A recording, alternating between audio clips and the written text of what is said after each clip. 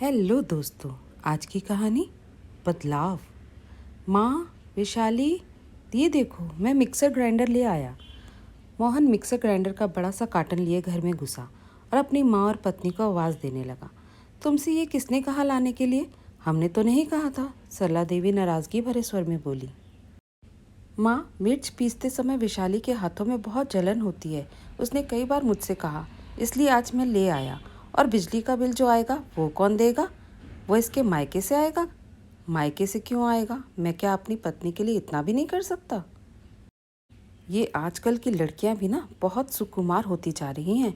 जरा सा काम किया नहीं मुंह उतर जाता है। काम तो हम लोग करते थे अपने समय में। चक्की में आटा पीसना, खल मुसल में सब मिर्च मसाले कूटना, कपड़े धोना, बर्तन मांजना, इतने सारे लोगों का खाना बनाना। जानवर भी होते थे, उनका भी काम करना। बच्चे भी संभालो, सब्जियों के लिए ताजे मिर्च मसाले, प्याज चटनी सब सिलबट्टे पर पीसना रहता था। आजकल तो जितने काम कम उतना ही रोना रहता है। सासू माँ सरला देवी ने अपनी राम कथा बाँच दी। माँ जी, आप बिल्कुल सही कह रही हैं। इतना ही था तो आपने ये सब काम दीदी को क्यों नहीं सिखाए? और उस समय परिवार बड़े होते थे तो सारे काम मिल बांट कर हो जाते थे। अब किसने कौन सा काम कर लिया पता ही नहीं चलता था। आप तो आप खुद एक गिलास पानी भी नहीं लेती। बहू को ही काम वाली बाई, नौकरानी, गुलाम सब बना रखा है। बल्कि मैं तो कहती हूँ उन लोगों की स्थिति हमसे अच्छी है। कम से कम तनख्वाह और छुट्टी के तो हकदार हैं। बहू विशाली गुस्साते हुए बोली, तुम हर बात में हमारी बिटिया की बराबरी काहे करने लगती हो? काहे ना करे बराबरी, जैसे आपकी बिटिया वैसे हम भी किसी की बिटिया हैं। बाकी मसाले तो फिर भी पीस देते हैं, लेकिन सिलबट्टे पर मिर्च पीसने में हाथ में जो बहुत जलन होती है इसलिए पीसने से कतराते हैं। उस दिन आपने ज़बरदस्ती लाल मिर्च कुटवाई, उसके बाद हम कितना परेशान होकर तड़पते घूम रहे थे। हम ये तो नहीं कह रहे कि हम सारे मिर्च मसाले बाज़ार से मंगवाएंगे या फिर सिर्फ मिक्सर में ही पीसेंगे, लेकिन मिर्च और चटनी वगैरह तो पीस सकते हैं। विशाली ने अपना पक्ष रखा। जब दोनों लोग मिलकर तय ही कर लिए हो पुरानी चीज़ें हटाकर नई चीज़ें लाने के लिए, तो फिर पति पत्नी के बीच बोलने वाले हम कौन होते हैं?